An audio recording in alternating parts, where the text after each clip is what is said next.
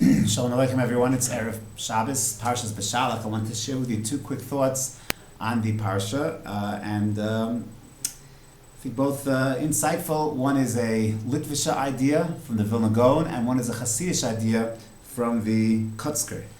And the Pasuk tells us we have two descriptions of Klal Yisrael walking through the Yam Suf. We're told in Perek Yud Daled Pasuk Chav Beis, Vayavo Bnei Yisrael. Klal Yisrael starts to walk bitoch hayam bayabasha. We're told we walk bitoch hayam in the middle of the water bayabasha v'hamayim lahem choma miminam mismolam. And we're told that the water was a choma, was a wall on the right and on the left. So they walk. How do they walk? They walk bitoch hayam in the middle of the water bayabasha on the dry land, and the water is a choma. Then the pasuk repeats itself. 7 psukim later in pasuk Chav Tes, we're told V'nei Yisrael Halchu bayabasha bitoch hayam v'hamayim lahem choma miminam mismolam. Once again, we're told they walked to the water, but here the Torah tells us that they walked bayabasha on the dry land bitoch hayam.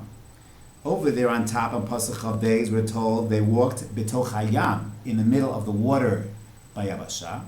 And now in Pasuk Chav Tes, we're told they walked bayabasha on the dry land bitoch hayam. The Vilna Gaon says, why the different formulation? What's that all about? Did they walk in the water on the land, or did they walk on the land in the water? The Vilna Gaon also points out, the Medrash does actually, that in Pasuk Chav Beis, when we're told that the water was a wall, choma, the word choma is spelled male, ches vav mem hey, male. And over here, the second time it's described, the word choma, the waters were a wall, is read chaser, is written chaser without the vav. And the Medrash says you can read it as chema, that the waters were angry.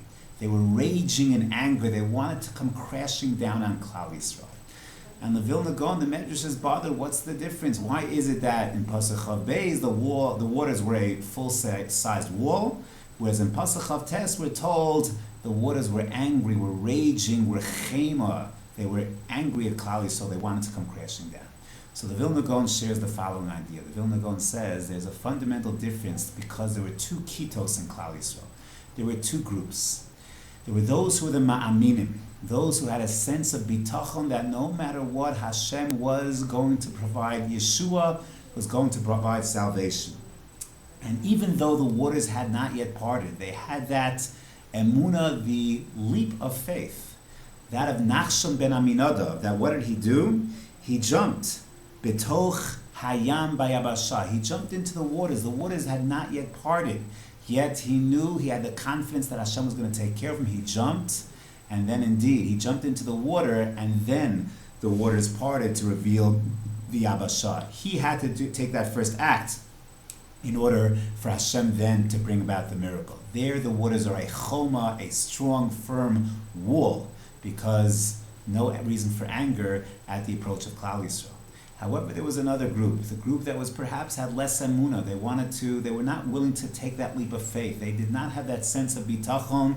Perhaps they wanted to go back to Mitzrayim. They recalled the tremendous daga, the avatichim, the life in Mitzrayim. They glorified what they had in Mitzrayim. They were not ready to take that leap of faith. They waited until there was clear yabasha, until the waters had parted. Only then were they willing to take that step. They did not have that sense of emunah and bitachon that Hashem would take care of them, and that's the second group that's described. V'nei Yisrael halchu bayabasha b'toch hayam. They needed to see that dry land before they took that step, and that's where the waters are not a choma, but they are a chema. They express that sense of anger, disappointment at the approach of Bnei Yisrael, and this is what the Gross says, that we have to go ahead. We have to have that sense of confidence, bitachon b'Hashem, that fortitude to go ahead and know that we take our steps, we do our process, and then Hashem will do His. But we have to often take that first jump, that first leap, and then Hashem will open up those waters, will go ahead and part the Red Sea, that we can go ahead and reach our destination and reach our goals. That's the Litvisha idea, that's the approach of the Gra. Comes along the Kotzker, and the Kotzker in a Hasidic reading of a pasuk says, look at the pasuk in Perek Tezvav Pasuk Chav Gimel, the Torah says, Vayavo Marasa. Bnei Yisrael reached the place known as Marasa, v'lo yachlu lishtos mayim, They could not drink mimara. They could not drink mimara. Ki morim heim. Al kain kras shema mara. There's so many times the word mara is repeated in this pasuk. It's too much. And we know that when we speak about Mayim, Chazal tell us, Bavakama Dav Pei Beis, that Mayim, the Mayim we're talking about is Torah. And that they'd been 3 days without Torah, hence the institution, the Gemara tells us of Kriyas HaTorah every 3 days. But they were thirsting for water. Vayavam Marasa, they reached this place Mara, V'lo Yachul Ishtos Mayim, they couldn't drink the water Mimara, from Mara. They couldn't drink this water, Ki Marim Heim. The Kotzker said, this is Bnei Yisrael that just saw the Kriyas Yamsuf.